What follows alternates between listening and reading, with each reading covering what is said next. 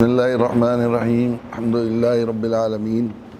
والصلاة والسلام علی سید المرسلین وخاتم النبیین وعلی آلہ وصحبہ اجمعین ومن تبعہم بإحسان ودعا بدعوتہم الی یوم الدین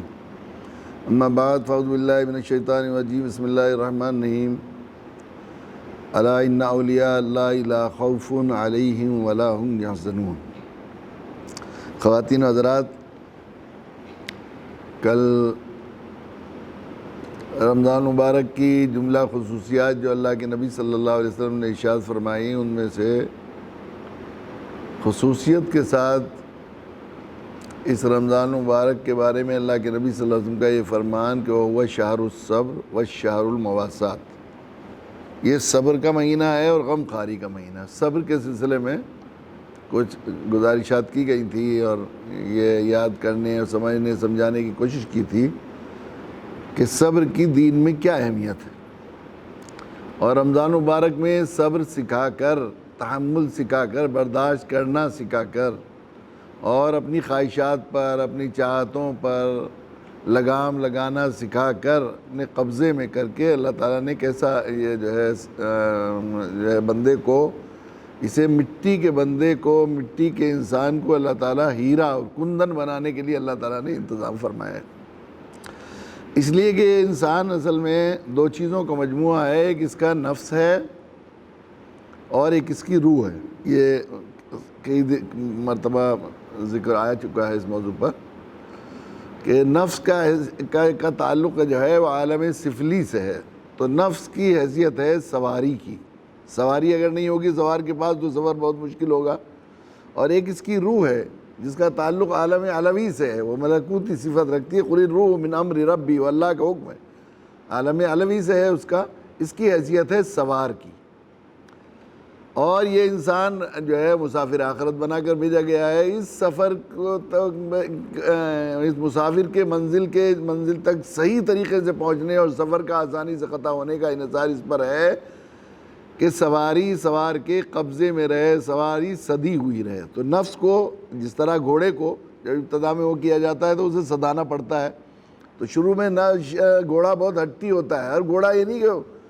ضروری نہیں، بعض فطری اور خلقی طور پر بہت سدھے سدائے ہوتے ہیں، بعض ایسی نسلیں ہوتی ہیں کہ ان کی طبیعتوں میں شر نہیں ہوتا۔ ایسے ہی انسان کے نفس کے سلسلے میں بھی یہ بات ہے،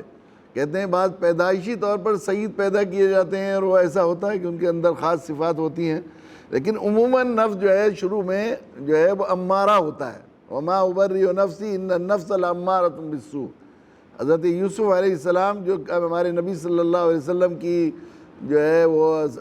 گواہی اور زبان باز صداقت کے مطابق کریم ابن کریم ابن کریم ابن کریم ہے، نبی ابن نبی ابن نبی ابن نبی ہیں، چار پشتوں میں نبی۔ وہ کہہ رہے ہیں کہ میں نفس سے بری نہیں ہوں، میرا نفس تو مجھے برائی کی طرف لے جاتا ہے، اس سے نیکی کی طرف جانے کی روح دیتی ہے، دعوت خیر کی طرف لوگوں کو بلایا جاتا ہے، لیکن نفس کو جو ہے وہ اس میں جب ابتدائی زمانے میں جب تک صدا ہوا نہ ہو، جب تک اس کی تربیت نہ ہو، جب تک اس پر صبر کی لگام نہ ہو، اصل بات یہ ہے جب تک صبر کی لگام نہ ہو، اس کو برداشت کرنا اور روکنا نہ سکھایا جائے، اس کے روکنے کی مشق نہ کی جائے، اس پر قبضہ نہ کیا جائے، روکا تو اس وقت تک وہ نفس جو ہے وہ ہمیشہ برائی کی طرف لے جاتا ہے، اسے گناہ میں مزہ آتا ہے، گناہ میں مزہ آتا ہے۔ اس لیے یہاں تک بھی لکھا ہے حکماء نے کہ اگر شراب آج حرام ہو جائے تو بہت سے لوگ شراب پینا چھوڑ دیں گے، اس لیے کہ ان کو نافرمانی گناہ میں مزہ آتا ہے نفس کو۔ اب جب نافرمانی ختم ہو جائے گی، اس لیے آپ دیکھتے ہیں کہ بہت سی وہ لو میرج جو ناجائز تعلقات کے بعد شادیاں ہوتی ہیں ابتدا میں، تو جب تک ناجائز تعلقات تھے مزہ رہتا ہے، عموماً ناکام ہو جاتی ہیں، چونکہ جب وہ حلال ہو جاتی ہیں تو نفس کا مزہ ختم ہو جاتا ہے، اس لیے یہ ہوتا ہے۔ تو پھر جب سج جاتا ہے، کچھ اور ذرا اس کی تربیت کر لی جاتی ہے، اس پر لگام لگ جاتا ہے تو وہ نفس لوامہ بن جاتا ہے۔ نفس لوامہ کا مطلب یہ ہے کہ جب وہ برائی اس سے ہو جائے تو خود اپنے آپ کو ملامت کرنے لگتا ہے، اس کو کچھ شعور پیدا ہو جاتا ہے، وہ جو ہے روح کے قبضے میں آ جاتا ہے، روح سے اسے مناسبت ہو جاتی ہے، عالم علوی کے سے مغلوب ہو جاتا ہے، کہ ملکوتی صفت سے مغلوب ہو جاتی ہے، یہ بہیمی صفت اس کی۔ تو پھر اس کے بعد کچھ دن اور ذرا تربیت کی جاتی ہے تو نفس مطمئنہ بن جاتا ہے. وہ نفس مطمئنہ کیا ہوتا ہے؟ 100% اللہ کے حکم کا پابند. یا ایتھا النفس المطمئنہ ارجعی الی ربک راضیہ مرضیہ. یہ اس مقام پر پہنچ جاتی ہے کسی کا نفس تو یہ پہنچتا ہے صبر کے درجے کے اعتبار سے. جس درجہ صبر و تحمل انسان کے اندر پیدا ہوتا چلا جاتا ہے اور نفس یہ سیکھتا چلا جاتا ہے, سدھایا جانے لگتا ہے, اس پر لگام پوری طرح لگ جاتی ہے, رکنا آ جاتا ہے اسے منکرات سے, اللہ کی نافرمانیوں سے اور جو ہے غلط چیزوں سے, اللہ کے جو ہے منہیات سے رکنا آ جاتا ہے, رکنے میں اسے مشق ہو جاتی ہے تو نفس مطمئنہ بن جاتا ہے. اور یہ سب ہوتا ہے جب آدمی میں کمال صبر پیدا ہو جائے. اس لیے رمضان مبارک کے بارے میں فرمایا یہ صبر کا مہینہ ہے. بھوک پیاس شہوات سے روک کر مسلسل مشق کرائی جاتی ہے صبر و تحمل کی, کیسے رکنا آ جائے. اسی صبر کے ضمن میں مجھے ایک ملفوظ یاد آیا, سوچا کہ آج اسی ملفوظ کو سناؤں. میرے حضرت والا حضرت مولانا علیمیہ نور اللہ مرقدہ کا عجیب و غریب ملفوظ ہے اور وہ یقیناً آج بڑی ضرورت ہے. آج کے زمانے میں جس طرح اللہ کی دی ہوئی نعمتوں کا ہم غلط استعمال کر رہے ہیں, خصوصاً اللہ کی دی ہوئی صلاحیتیں, اپنی سوچ, اپنی فکر, اپنی ساری تگ و دو کو عموماً لوگوں کے فائدے اور نفع کے لیے بھیجا گیا. خصوصاً مسلمانوں کا حال یہ ہے, کنتم خیر امہ اخرجت للناس, تم بہترین امت ہو, سب سے بہتر ہو, تمہیں انسانیت کی بھلائی اور نفع رسانی کے لیے بھیجا گیا ہے, برپا کیا گیا ہے. تو نفع رسانی کے بجائے عموماً نقصان میں اور دوسروں کو ایذا پہنچانے میں اور تکلیف پہنچانے میں اور دوسرے کی ٹانگ کھینچنے میں اور دوسرے کی مخالفت کرنے میں اکثر ہماری صلاحیتیں ضائع نہیں ہو رہی, ہمارے نامہ اعمال میں ہمارے لیے عذاب بن رہی ہیں, ہمارے لیے جو ہے وہ ٹوٹا اور خسران کا باعث ہو رہی. ایسے وقت میں ملفوظ بہت ہی ضروری, بالکل ایسا ہے جیسے ٹیکہ اور ویکسین ہوتا ہے. جب وبائی بیماری پھیل جائے تو ہر ایک کو ضرورت ہوتی ہے. مجھے ایسا لگتا ہے کہ ملفوظ یقیناً آج کے زمانے میں اس کی ایسی اہمیت ہے, اس لیے بار بار بہت سی مجلسوں میں سناتا بھی رہتا ہوں. میرے حضرت والا اس سے پہلے کہ وہ ملفوظ سناؤں, حضرت کا ایک جو ہے اللہ کے نیک بندوں کے زمان سے نکلے ہوئی باتیں, حدیث میں آتا ہے اللہ کے نبی صلی اللہ علیہ وسلم نے ارشاد فرمایا کہ حکماء کی باتیں اور اولیاء اللہ نے اور عارفین نے کا بھی اس پر اتفاق ہے کہ وہ دل کی زمین کو ایسا ہرا بھرا کر دیتی ہیں جیسے بارش سوکھی زمین کو ہرا بھرا کر دیتی ہے. یقیناً بعض دفعہ ایک بات مان لینا, اس طرح اللہ کے نیک بندوں کی صحبت, یک زمانہ صحبت بے اولیاء بہتر 70 سال طاعت 70 سال طاعت بے ریا. انہوں نے کہا ہے شیخ سعدی نے کہ ایک تھوڑی دیر کسی اللہ والے کی صحبت میں بیٹھ جانا بے ریا 100 سال کی طاعت سے بہتر ہے. ایسے ہی دوسرے لوگ بڑی بڑی لمبی تقریریں کرتے ہیں لیکن اللہ کے نیک بندوں کا ایک جملہ زندگیوں کو بدل دیتا ہے. وہ دل پر اثر دل سے دو بات نکلتی ہے, اثر کرتی ہے, پر نہیں طاقت پرواز مگر رکھتی ہے. یہ ہوتا ہے. وہ ملفوظ سنانے سے پہلے اتنا سمجھ لیجئے کہ انسان کو اللہ تعالیٰ نے فطرتاً امن پسند اور سلامتی چاہنے والا بنایا. کوئی آدمی یہ نہیں چاہتا میں مشکل میں پڑوں, پریشانی میں پڑوں. ہر آدمی یہ چاہتا ہے کہ مصیبت سے, مشکل سے, حادثے سے بچوں میں. اور مشکل حادثہ آتا ہے تو آدمی پریشان ہوتا ہے, اس سے ذرا اضطراب پیدا ہوتا ہے. پھر وہ اپنی عقل سے اور اپنی ایمان کی طاقت اور اللہ کے بھروسے پر, اللہ کی ذات کے عالی کے بھروسے پر ان مشکل کا مقابلہ کر کے اپنے کو جماتا ہے اور ٹھہراتا ہے اور صبر سے قوت حاصل کرتا ہے. وَاسْتَعِينُوا بِالصَّبْرِ وَالصَّلَاةِ, وَاسْتَعِينُوا بِالصَّبْرِ, مدد حاصل کرو صبر سے. مشکل میں, پریشانی میں, حادثے میں آدمی کو تعاون ہو سکتا ہے صبر سے اور نماز سے. نماز میں اللہ سے تعلق پیدا ہوتا ہے, اللہ کے ذات پر توکل پیدا, اللہ سے تعلق پیدا ہوگا, اللہ سے ملاقات ہو جائے گی, اللہ کے سامنے اپنا دکڑا, اپنا غم, اپنی تکلیف, اپنی پریشانی کہہ دے گا, اللہ کے حضور دعا کر دے گا تو وہ طبیعت کا اضطراب, بے چینی ختم ہو جاتی ہے, سکون اور سکینت پیدا ہو جاتی ہے. تو آدمی یہ نہیں چاہتا کہ مصیبت مشکل میں آئے. جو انسان پر پریشانیاں آتی ہیں وہ دو طرح کی ہوتی ہیں. یا تو آئندہ کے لیے کوئی خوف ہوتا ہے, یہ نہ ہو جائے, یہ حادثہ نہ ہو جائے, یہ فلاں نہ ہو جائے, مجھ پر یہ مشکل نہ آ جائے, یہ مقدمہ نہ ہو جائے, مجھے کھیتی میں یہ نقصان نہ ہو جائے, تجارت میں یہ نقصان نہ ہو جائے, میری بے عزتی نہ ہو جائے, میرا یہ خوف. اور جو پچھلا گزر گیا ہے اس پر حزن و ملال ہوتا ہے, میری کھیتی میں اتنا نقصان ہو گیا, فلاں آدمی کا انتقال ہو گیا, میری بے عزتی ہو گئی, فلاں چیز ایسی ہو, مجھے یہ گڑبڑ ہوئی اور مجھے اس طرح مشکل پیش آئی اور یہ پیش آئی. اس کا صدمہ ہوتا ہے, بہت دن تک آدمی کو بڑھنے نہیں دیتا. تو دو پریشانیاں ہیں جن سے آدمی, یعنی پریشانیوں کا جو حصہ ہے ایک وہ کہ آئندہ آنے والی اور جو پچھلے گزر گئی ان کا غم ہوتا ہے. تو غم اور خوف، حزن اور خوف دو چیزیں. ان حزن اور خوف سے بچنے کا کیا طریقہ قرآن نے ذکر کیا ہے؟ الا ان اولیاء اللہ لا خوف علیہم ولا هم یحزنون. بلا شبہ سن لو، تحقیق کے صرف اللہ کے ولی ہے، صرف ایک طبقہ ہے اللہ کے اولیاء اللہ کا، نہ انہیں خوف ہوگا نہ حزن ہوگا.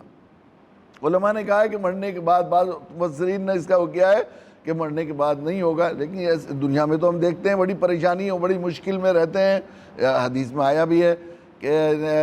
جو اللہ کے نبی صلی اللہ علیہ وسلم سے ایک صحابی نے یہ بات عرض کی کہ یا نبی اللہ مجھے آپ سے محبت ہے. آپ نے فرمایا دیکھ کیا کہتا ہے؟ کہا یا نبی اللہ واللہ مجھے آپ سے محبت ہے. کہا اچھا دیکھ پھر کیا کہتا ہے؟ پھر کہا یا اللہ یا نبی اللہ میرے پیارے نبی مجھے آپ سے محبت ہے. فرمایا تو اب مشکلوں پریشانیوں کے لیے سہنے کے لیے تیار ہو جا. مجھ سے محبت کرنے والے کی طرف پریشانیاں اور مصائب اس طرح آتے ہیں جس طرح پانی تیز رو سے ڈھال سے نیچے کی طرف آتا ہے. اور پریشانیاں اور مشکلیں جو ہیں وہ اللہ تعالیٰ اپنے نیک بندوں کو عطا فرماتے ہیں.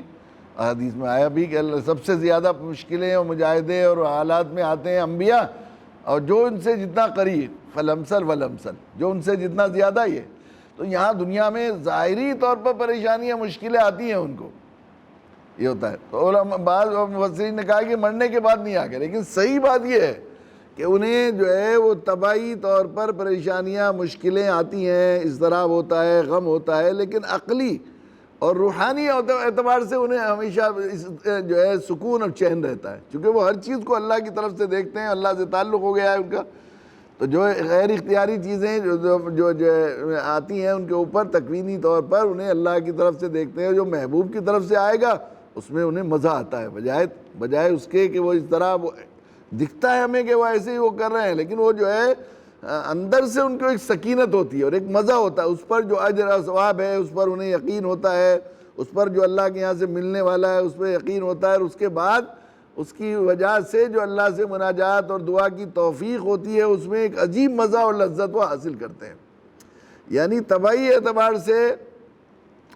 تو انہیں ہوتی ہیں پریشانیاں مشکلیں، لیکن عقلی اعتبار سے روحانی اعتبار سے انہیں ہمیشہ سکینت حاصل ہوتی ہے. ان پریشانیوں میں نہیں رہتے بلکہ ان کو ایک اطمینان قلب اللہ کی طرف سے عطا ہوتا ہے. وہ بالکل ایسی کیفیت ہوتی ہے ایک جسے اللہ سے محبت ہے، اللہ کا عاشق ہے، اور جسے اللہ سے محبت نہیں ہے. ان دونوں کی ایسی بات ہے کہ ایک آدمی عاشق جو ہے، حضرت تھانوی نور اللہ مرقدہ نے لکھا ہے کہ ایک عاشق ہے معشوق کی محبت میں تڑپتے تڑپتے سوکھ گیا، بالکل ہڈی آ گئی. اب اچانک اس کا محبوب مل جائے اور محبوب مل کر اسے جو ہے چپٹ جائے اور اسے پیچھے ہڈیاں ٹوٹ رہی ہیں، اس کے تو گوشت پہلے ہی نہیں ہے، وہ دبا رہا ہے اسے محبت سے. تو ایسے میں کیا ہوگا؟ اس عاشق کو جب دبایا جائے گا تو اسے اس میں مزہ آئے گا نا. پھر اور غیر عاشق کو اگر کوئی دبائے گا اس طرح، جسے محبت نہیں ہے، وہ ویسے ہی بے تعلق کا آدمی کوئی دبائے گا، کوئی پہلوان آ کر اس کے دبانے لگے اور سانس نکلنے لگے اور ہڈیاں ٹوٹنے لگے تو کتنی تکلیف ہوگی. یہی اللہ والوں اور غیر جو اللہ سے تعلق نہیں ہے، جو اللہ والے نہیں ہیں، جو اولیاء نہیں ہیں، اللہ کے ولی نہیں ہیں، ان کے اوپر جو پریشانی آتی ہے وہ ایسا ہے جیسے کسی غیر عاشق کو کوئی پہلوان یا دشمن دبا رہا ہے. انہیں ایسا محسوس ہوتا ہے. اور جو ہے یہ اجنبی آدمی دبا رہا ہے اور عاشق کو محبوب دبا رہا ہے تو یہ مزہ آتا ہے. تو طریقہ یہ ہے، اگر آدمی حزن سے اور غم سے اور تکلیفوں سے بچنا چاہتا ہے تو اللہ کا ولی بن جائے. اب ولایت کا کوئی نسخہ آدمی کو مل جائے تو جی جان سے اسے قربان ہو جانا چاہیے، اسے حاصل کرنا چاہیے. میرے حضرت والا نے وہ ایک ولایت کا نسخہ بتایا، یقینی نسخہ، بہت ہی عجیب و غریب. اب دیکھیے بتانے والا کتنا، یہ اس بات پر مجھے ضروری سمجھتا ہوں میں کہ نسخہ بتانے والا کس مقام کا آدمی ہے. یہ سمجھانے کے لیے میں حضرت والا کے بارے میں چند باتیں آپ سے عرض کروں گا کہ حضرت والا 19 سال کی عمر میں حضرت تھانوی نور اللہ مرقدہ کی خدمت میں حاضر ہوئے تھے. حضرت تھانوی نور اللہ مرقدہ جو حکیم الامت تھے اور جو بہت ہی نفس کے مقاصد پر اور ہر چیز پر اللہ تعالیٰ نے انہیں صاحب ابو الحال بنایا تھا، اور اتنا انہوں نے اس کو سمجھا تھا مزاج کو، اور اس کو ان کے یہاں بڑے اصول، بڑے ضابطے تھے. کسی کے بارے میں اگر حضرت تھانوی نور اللہ مرقدہ یہ بات فرما دیں کہ اچھا آدمی ہے، اچھا آدمی، بس اتنا، تو لوگ اسے آخری درجے کی سند سمجھتے رہے ہیں. بڑے بڑے مشائخ، بڑے بڑے علماء نے اس میں کہا ہے، حضرت تھانوی نور اللہ مرقدہ نے کہا ہے اس کے بارے میں اچھا آدمی ہے، تو اس کے بارے میں اس سے زیادہ اور کیا مستند بات ہو سکتی ہے. تو حضرت مولانا چونکہ حضرت وہاں حضرت کی خدمت میں حاضر ہوئے تھانہ بھون، حضرت نے لکھا بھی ہے اپنے اس میں بھی کہ اس زمانے میں وہ سید احمد شہید، سیرت سید احمد شہید لکھ لی تھی، شاید 21 سال تھی یا 19 سال عمر، اس میں مجھے تھوڑا سا اشتباہ ہو رہا ہے۔ سیرت سید احمد شہید حضرت مولانا کی کتاب آ گئی تھی چھپ کر، تو حضرت کے بڑے بھائی ڈاکٹر عبدالعلی صاحب حضرت مدنی رحمۃ اللہ علیہ کے بہت اہم لوگوں میں تھے، اور بڑے ڈاکٹر بھی تھے اور بڑے عالم دین بھی تھے، علماء کے یہاں مشائخ کے یہاں ان کا بڑا مقام تھا۔ تو انہوں نے خط لکھ دیا تھا کہ میرے بھائی آپ کی خدمت میں حاضر ہونا چاہتے ہیں، فلاں تاریخ میں حاضر ہو رہے ہیں۔ حضرت مولانا بتایا کرتے تھے کہ میں جا کے بیٹھ گیا، مجلس لوگ بیٹھے ہوئے تھے، تپائی کے پاس حضرت بیٹھے ہوئے تھے، تو میں وہاں دیکھا، میں نے تپائی پر جو ہے میری کتاب رکھی ہوئی ہے۔ اب چونکہ بڑا نام سن رکھا تھا یہ کہ وہاں تو بڑے اصول ہیں، بڑے ضابطے ہیں، وہاں احتیاط سے جانا چاہیے، یہ نہ ہو جائے وہ نہ ہو جائے، ڈرتے ڈرتے گئے تھے۔ تو جب اپنی کتاب تپائی پر دیکھی تو حضرت مولانا فرما رہے ہیں کہ مجھے بہت زیادہ اجنبیت دور ہو گئی، اور ایک عجیب لگا کہ ہمارا تعارف کرانے والی ایک کتاب میری وہاں موجود ہے۔ پھر کچھ نہیں، بیٹھا رہے، حضرت کچھ فرماتے رہے۔ انہوں نے کہا کہ ڈاکٹر حضرت تھانوی نور اللہ مرقدہ نے خود ہی پوچھا کہ ڈاکٹر عبدالعلی صاحب کے بھائی آنے والے تھے، تو حضرت نے کہا کہ حضرت میں حاضر ہوں، کہ اچھا آپ نے مجھے انتظار کی زحمت میں مبتلا کیا، میں تو آج صاحب کام جلدی نپٹا کر آپ کی انتظار میں بیٹھ گیا تھا۔ پھر آپ نے اس کتاب کی طرف کو اشارہ کر کے حضرت تھانوی نور اللہ مرقدہ فرمایا، انہوں نے فرمایا کہ میں اس کتاب سے توجہ حاصل کرتا ہوں، اور یقیناً وہ ایسی مارکت العارہ کتاب ہے سیرت سید احمد شہید کہ میں کتنے لوگوں کے بارے میں ان کے تجربات میں نے سنے ہیں، خود اچھے سنجیدہ اور جو ذوق رکھنے والے ہیں، کوئی ایک آدمی بھی مجھے ایسا نہیں ملا جس نے سیرت سید احمد شہید جتنی بار پڑھی ہو ہر دفعہ اس کی زندگی میں مثبت تبدیلی نہ آئی ہو، خصوصاً اس کی نماز کی کیفیت نہ بدلی ہو، نمازوں کی جو بے ذوقی ہے اور خشوع و خضوع کی کمی ہے، جو فقدان بالکل ختم ہو گیا ہے، جس کو تلاش کرتے رہتے ہیں، عجیب و غریب اس میں تاثیر ہے سیرت سید احمد شہید میں۔ حضرت نے فرمایا، حضرت تھانوی نور اللہ مرقدہ جیسا حکیم ولیوں کا سردار اور شیخ المشائخ حکیم الامت یہ کہہ رہے ہیں کہ میں اس کتاب سے توجہ حاصل کرتا ہوں۔ پھر حضرت والا جب واپس تشریف لے گئے، گھر چلے گئے، تو وہاں سے خط لکھا، حضرت نے جو اکرام کیا اور وہ کیا اس کے تاثرات کا، اس کا جواب رکھا ہوا ہے حضرت کے ذخیرہ مکتوبات میں، جو بزرگوں کے مکتوبات ہیں۔ حضرت نے جواب میں اس زمانے میں 21 سال کی عمر میں ایک لڑکے کو حکیم الامت حضرت تھانوی نے، شیخ المشائخ نے کیا لکھا ہے؟ مجمع الکمالات۔ اب آپ جو حضرت تھانوی کسی کو اچھا آدمی کہہ دیں تو بہت بڑی بات ہے، مجمع الکمالات اس کا بتایا ہوا نسخہ بتا رہا ہوں میں، ایسے مجمع الکمالات ذات کا جس کو حضرت تھانوی مجمع الکمالات کہے۔ حضرت کے شیخ تھے حضرت رائے پوری رحمۃ اللہ علیہ، کئی خطوں میں لکھا ہے حضرت نے جو ہے، حضرت رائے پوری رحمۃ اللہ علیہ نے، حضرت مولانا نے مجھے خط دیے، میں نے درخواست کی تھی تو حضرت نے اپنے شیخ کے خط پڑھوائے تھے، تو اس میں لکھا ہے، جی صاحب آپ ہمیں مرشد کیوں لکھتے ہیں؟ مرشد تو آپ ہیں ہمارے، اپنے مرید کو ہی لکھتے ہیں۔ ایک خط میں ایک قضا لکھا ہے کہ جس طرح جو ہے مولانا روم نے آ کر انہوں نے جو ہے شمس تبریز نے آ کر مولانا روم کے کٹیے میں نورانی پیدا کر دی تھی، علی میاں تم نے ہماری خانقاہ میں آ کے ایسے نور بکھیر دیا، یہ لکھا ہوا ہے۔ حضرت مولانا الیاس صاحب رحمۃ اللہ علیہ کتنی بڑی شخصیت تھی، مکتوبات میں آپ دیکھیں گے جگہ جگہ کتنے مکتوبات میں لکھتے تھے سیدی و سید عالم، میرے سردار اور عالم کے سردار، یہ لکھا ہے ان کے مکتوبات، آپ چھپے ہیں ان میں دیکھ لیے، سیدی و سید عالم۔ حضرت مولانا وہ تھے شاہ وسیع اللہ الہ آبادی رحمۃ اللہ علیہ، تھانوی نور اللہ مرقدہ کے اجل خلفاء میں تھے۔ تربیت السالک جب پڑھتے ہیں ہم، تبھی تربیت السالک حضرت تھانوی نور اللہ مرقدہ کی کتاب ہے کی طرح منسوب کتاب ہے، یوں سمجھیے۔ وہ ہوتا یہ تھا کہ مریدین اور سالکین اپنے حالات کے لیے کاپیاں بناتے تھے، کیا حال ہے، میں نماز پڑھ رہا ہوں، یہ ذکر کر رہا ہوں، یہ تلاوت کر رہا ہوں، یہ میں نے خواب دیکھا، مجھ پر یہ کیفیت، تو اس پر تحقیق کے نام سے وہاں جگہ چھوڑتے، حضرت تھانوی نور اللہ مرقدہ حالات لکھتے تھے۔ تو حضرت تھانوی نور اللہ مرقدہ جب ہم لوگ عموماً حضرت کا یہ مزاج تھا کہ خواب، کیفیات، احوال کا رد فرماتے تھے، ان کی طرف توجہ نہ دیجیے، یہ محض کھلونے ہیں، یہ بات مبارک ہے لیکن اس کی طرف زیادہ دھیان نہیں دینا چاہیے نہیں، لیکن ایک زبان خود سمجھ میں آتی ہے خود بھی، اور پتہ لگتا ہے کہ کسی ایک ہی صاحب کا خط ہے جن کو بہت سبحان اللہ دل خوش ہو گیا، ماشاءاللہ بہت مبارک ہو، بہت مبارک ہو، اللہ تعالیٰ کے تعلق کا ہمیں بھی برکت نصیب فرمائے ہوتے ہیں۔ تو میں نے حضرت مولانا مسیح اللہ خان صاحب رحمۃ اللہ علیہ سے ایک مرتبہ پوچھا کہ یہ جو یہ دکھا کر کیسا لگتا ہے؟ شاہ وسیع اللہ رحمۃ اللہ علیہ کے حالات ہیں کہ بالکل آپ نے صحیح کہا، شاہ وسیع اللہ رحمۃ اللہ علیہ کے حالات ہیں۔ دارالعلوم میں جب پڑھتے تھے حضرت شاہ وسیع اللہ رحمۃ اللہ علیہ، تو حضرت نے فرمایا تھا دارالعلوم میں ایک عارف پڑھتا ہے۔ لوگوں نے پوچھا کون ہے؟ تو کہا وسیع اللہ الہ آبادی۔ دوران طالب علم کہا حضرت تھانوی نے انہیں، بڑے بڑے مشائخ ان سے رجوع کرتے تھے اور جاتے تھے۔ وہ ایک مؤذن صاحب تھے حضرت کے خادم، وہ فرماتے تھے کہ حضرت مولانا کو ہم نے دیکھا، وہ حضرت مولانا شاہ وسیع اللہ الہ آبادی کا، کہ لوگ آیا کرتے تھے تو میں نے خود دیکھا ہے کہ مولانا منظور نعمانی آتے تھے، جو ہے حضرت مولانا ابرار الحق صاحب آتے تھے تو وہ جو ہے پائتی میں بٹھا لیا جاتا تھا ان کو، اور یہ آتے تھے حضرت مولانا محمد احمد صاحب اور کوئی مولانا عبدالغنی پھول پوری، تو برابر میں وہ بچھایا جاتا تھا، ایک چارپائی اور اس پر بٹھاتے تھے، تکیے لگا دیے جاتے تھے، اس میں بٹھایا جاتا تھا۔ اور جب حضرت مولانا آتے تھے، یعنی ہمارے حضرت مولانا علی میاں نور اللہ مرقدہ جب آیا کرتے تھے تو پہلے سے کسی کو باہر کھڑا کر دیتے تھے، دیکھنا آ جائیں گے تو بتانا، اور پھر باہر سے لے کر آتے تھے اور اپنے سنارے بیٹھ کر محبت سے بیٹھتے، سرانے بٹھاتے اور مسلسل دیکھتے رہتے تھے ٹکٹکی باندھے باندھے۔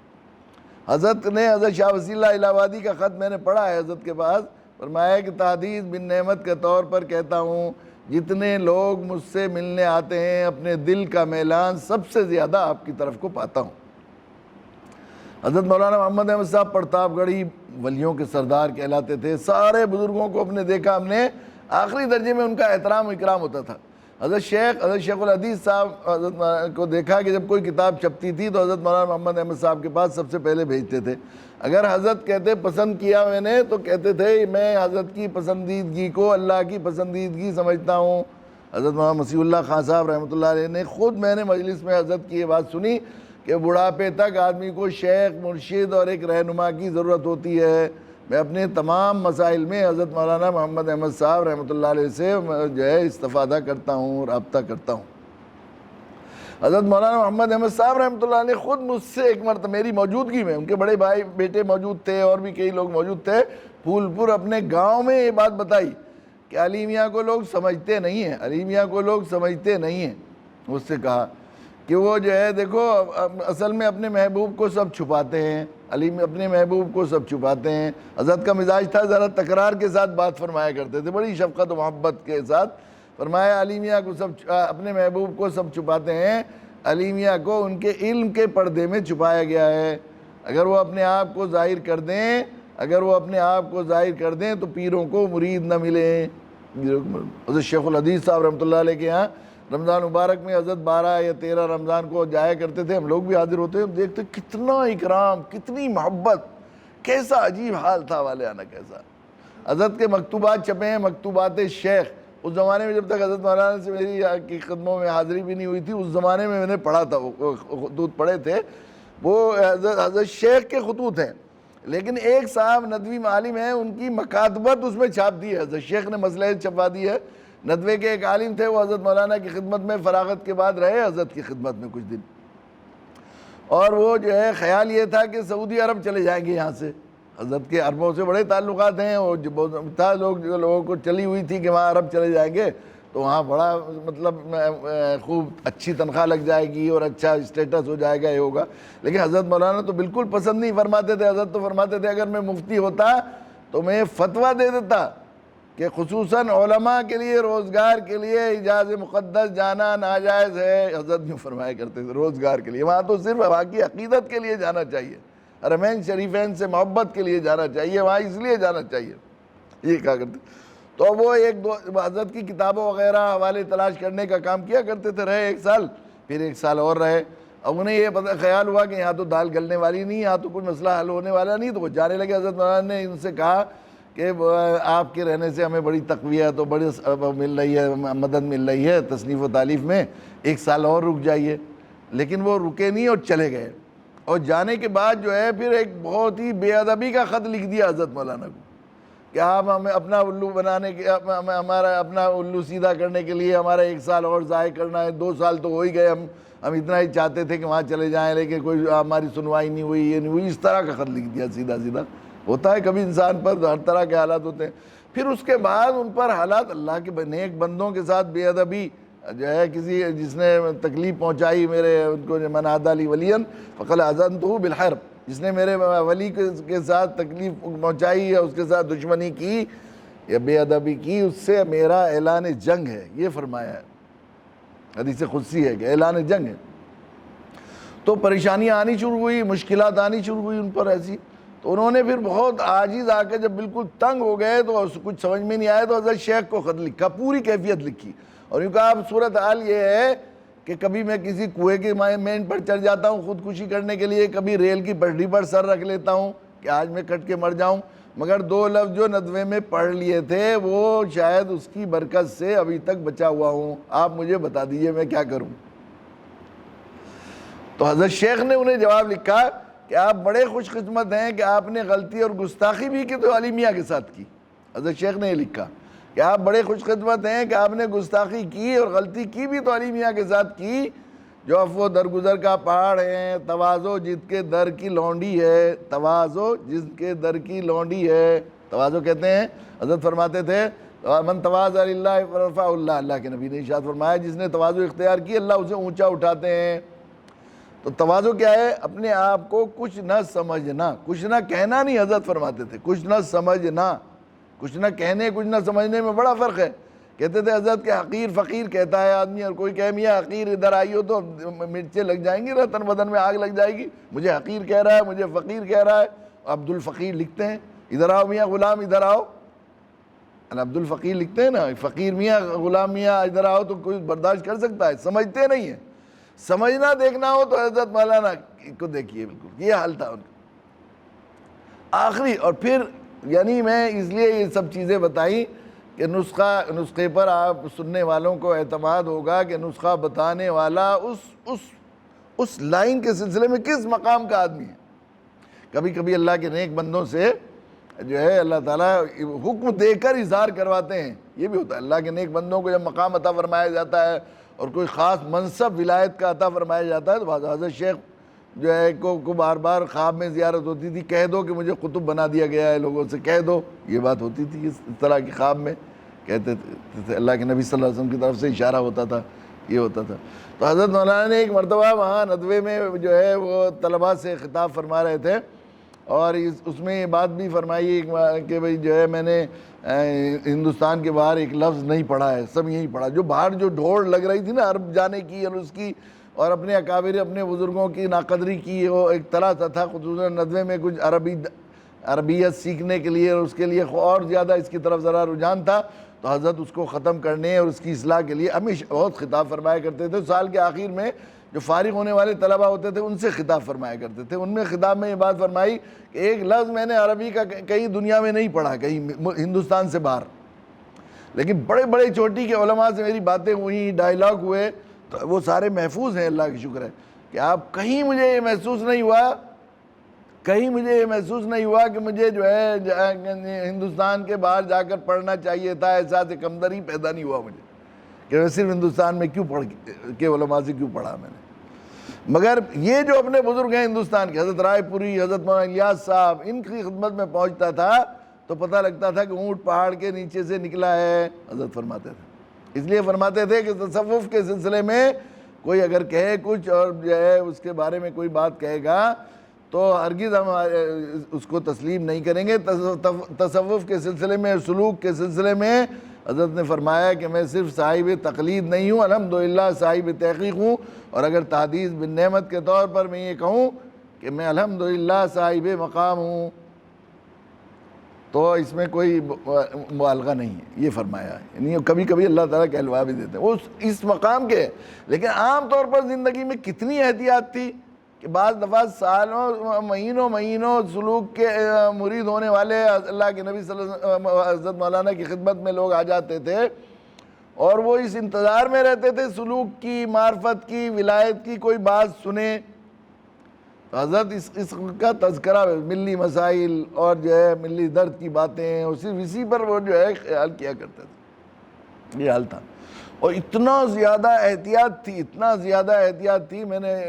2-3 دن پہلے بھی عرض کیا تھا کہ میں حاضر خدمت ہوتا، تکیے میں ہفتہ عشرہ رہا، قیام میں رہا، تو تو وہاں جب میں رہا جو کچھ نہ وہاں کیفیت ہوتی ہے آدمی کی، جب آدمی خادمانہ طور پر حاضر ہوتا ہے، کبھی گھر یاد آیا یا نہیں آیا، یا کوئی بات ہوئی، نماز کو طبیعت چلی، قرآن پڑھنے کو فلاں کتاب پڑھی، آپ کی طرف سے یہ ہوا، جو بھی ہوتا تھا اس کو، چونکہ شیخ کے ساتھ اطلاع و اتباع و اعتقاد و انقیاد 4 چیزیں ہیں۔ اطلاع کرنا ضروری ہے تاکہ اطلاع کر کے پھر جو علاج بتائے، مریض اپنا حال نہیں بتائے گا کہ ڈاکٹر سے اور طبیب سے، تو طبیب کیا دوا پرہیز بتائے گا، بتانا ضروری ہے۔ تو بتانے کے لیے میں بہت جو ہے وہ ایک کیا کرتا تھا، پھر ہوتا یہ تھا کہ جب وہاں کے ماحول میں ایسا عجیب روحانی ماحول تھا اور حضرت کی صحبت کا عجیب کیفیت تھی، وہاں سے آتے تھے تو بہت یاد آیا کرتی تھی۔ اس یاد کی تسلی اور تسکین کے لیے میرا معمول تھا کہ تکیے میں ہی ایک خط لکھ کر حضرت مولانا نثار صاحب حضرت کے کاتب تھے، ان کی خدمت میں رکھتا تھا کہ حضرت ذرا ڈاک میں رکھ دینا ہے کہتا، تو 1-2 دن کے بعد ہی مجھے جواب مل جاتا تھا۔ جب یاد آتی تھی تو ذرا اس سے تسلی ہو جاتی تھی، حضرت کا خط آیا تو حضرت کے اس خطوط کے جواب میں کم سے کم 3 خطوں میں حضرت نے یہ بات لکھی ہے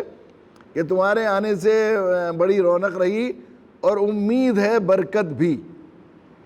اب برکت ہم تو کہہ دیتے ہیں بڑی برکت ہوئی آپ آئے تو، آپ کے آنے سے ہمارے یہاں برکت ہو جائے گی، حضرت یہ ہو جائے، بڑی حرکت ہوئی۔ اب برکت تو ایک روحانی کیفیت ہے جس کے لیے ایک روحانی بصیرت کی ضرورت ہے۔ صرف ان آنکھوں سے برکت نہیں دکھتی، ان آنکھوں سے دکھتی ہے، اندر کی آنکھوں سے دکھتی ہے، وہ اندر کی آنکھیں ہر ایک کی تو کھلتی نہیں ہے۔ تو یہ بہت بڑا دعویٰ ہے یہ کہہ دینا کہ برکت ہوئی آپ کے آنے سے۔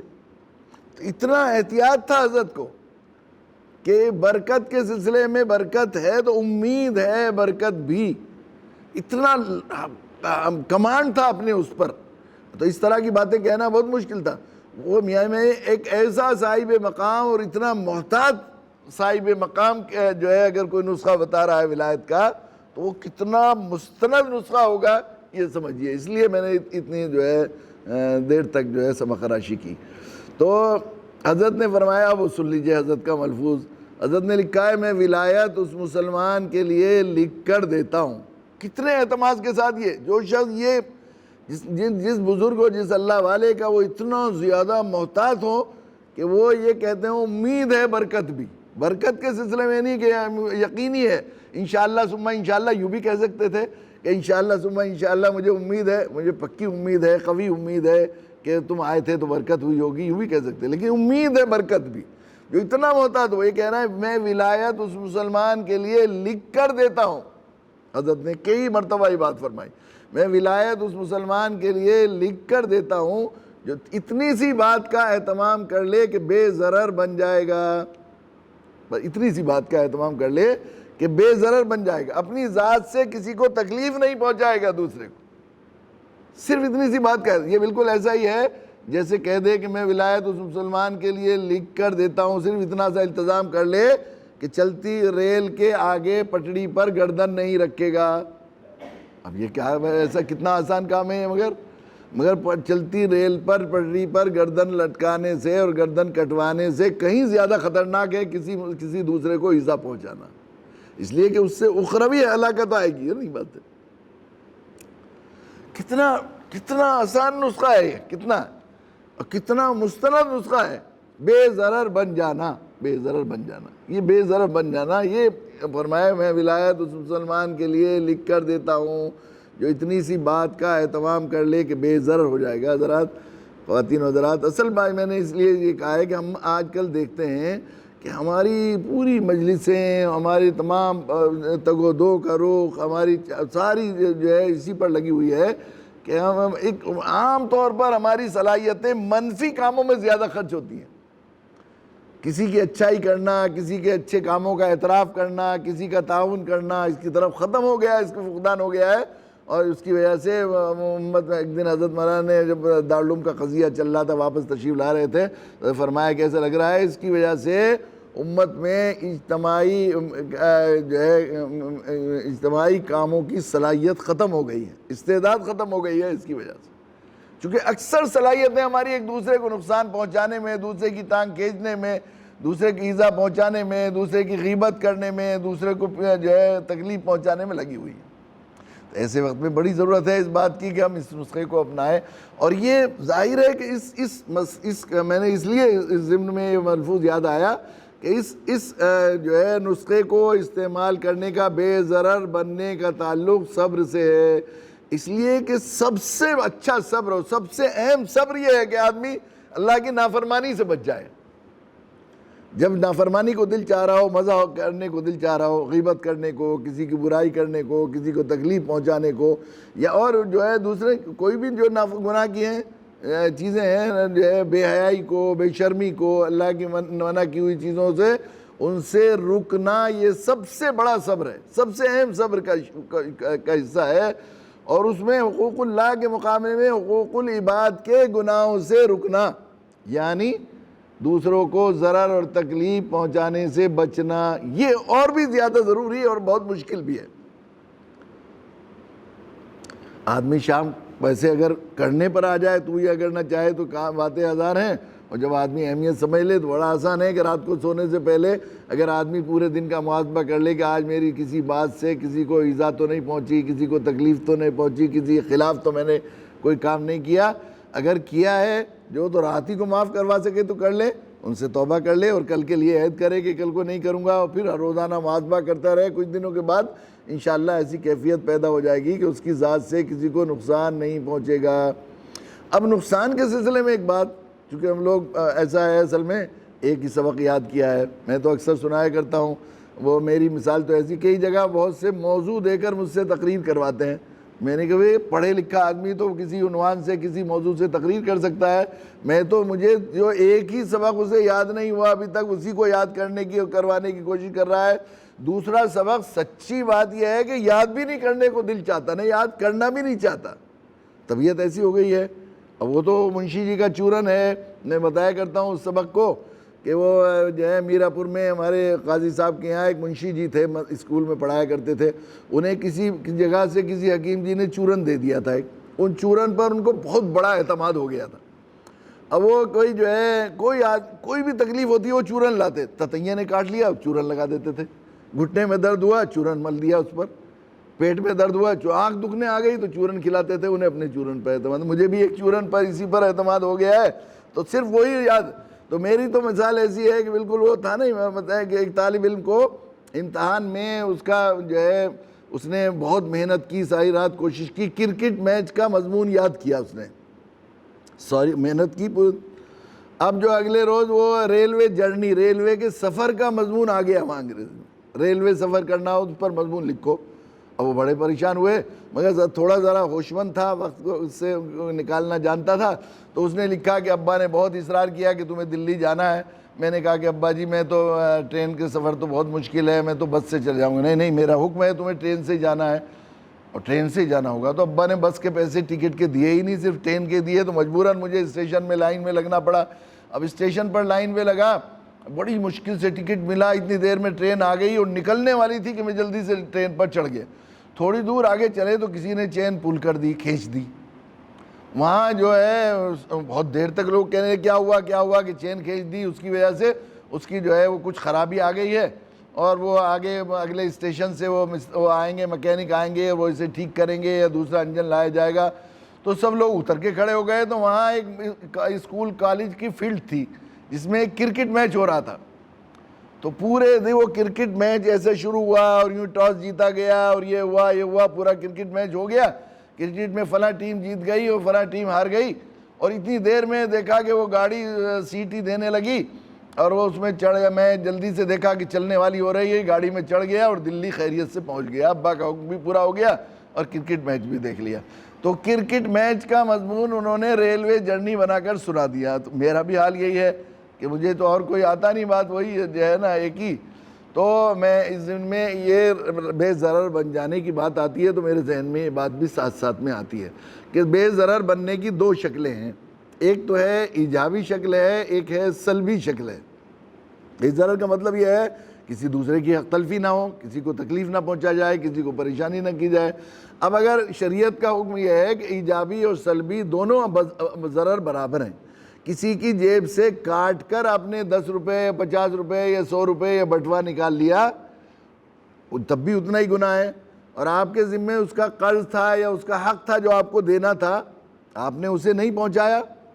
بہن کی جیب سے کاٹ لیا یا بہن کے بکسے میں سے اس کا زیور چرا کر بیچ لیا تو بھی اتنا ہی گناہ ہے، اور بہن کا جو باپ کے ترکے میں حق تھا وہ نہیں پہنچایا تو بھی اتنا ہی گناہ ہے، برابر ہی گناہ ہوگا نا، جو پہنچانا تھا اتنی۔ اب ضرر کی ایک شکل تو یہ ہے کہ ہم لوگ کسی کا حق چھینیں، کسی کو ماریں، کسی کو تکلیف پہنچائیں، اور ضرر کی ایک سلبی شکل ہے کہ ہمارے پاس ایک امانت ہے دین کی، لا الہ الا اللہ محمد الرسول اللہ کی، اور ہمیں پہنچانے کی ان کو ذمہ داری دی گئی ہے، اور ہم کسی کو پہنچانے کا خیال بھی نہیں کرتے، اور روزانہ 1,54,000 لوگوں میں سے 1,24,000 کفر و شرک پر مر کر ہمیشہ ہمیشہ کی دوزخ میں چلے جاتے ہیں۔ اور اب تو چل چلاؤ چل رہا ہے، کتنے چلے جائیں گے آئندہ کے لیے بھی؟ جو آدمی چل رہے ہیں جلدی سے پہنچا دیں گے تو ٹھیک ہے، کل ملے گا نہیں موقع، مجھے ملے گا نہیں ملے گا، اور کسی اور کو موقع ملے گا نہیں ملے گا، تو ان کے نہ پہنچانے کی وجہ سے ان کو اتنا بڑا ضرر اور اتنا بڑا نقصان ہو رہا ہے کہ ہمیشہ ہمیشہ کی آگ میں وہ لوگ جا رہے ہیں۔ یہ بھی ضرر ہے، یہ بھی اس کی طرف بھی ہمیں توجہ کرنی چاہیے۔ بہرحال ہمیں جو ہے یہ صبر کے بغیر نہیں ہوگا۔ دعوت کے لیے داعی تو ظاہر ہے داعی جبھی بن سکتا ہے جب اس کے اندر صبر ہو، جب برائی کا بدلہ بھلائی سے دینا آ جائے، جب برا کرنے والے کو خیر خواہی سمجھنے آ جائے، اس کی خیر خواہی کرنا آ جائے اسے، اور اس میں اتنا ہمت اور اتنی قوت آ جائے، وہ ایسا بہادر صبر جمنے کے لیے ظاہر ہے ایک بڑا قوی اور قوی ارادے والا آدمی چاہیے، تبھی جمتا ہے مخالف حالات میں۔ صبر کے لیے بھی بڑی ہمت چاہیے اور بڑی جرأت چاہیے، اور جو ہے بڑا کہنا چاہیے کہ صبر و تحمل والا وہی لوگ ہوتا ہے جو پہلوان، جسے اللہ تعالیٰ نے قوی جو ہے اسے جو ہے قوت ارادی عطا کی ہو، تبھی آدمی صبر و تحمل کر سکتا ہے۔ تو چھوٹا کتنا ایک لائن کا نسخہ، اور اتنے بڑے صاحب مقام ولیوں کے سردار، ولیوں کے،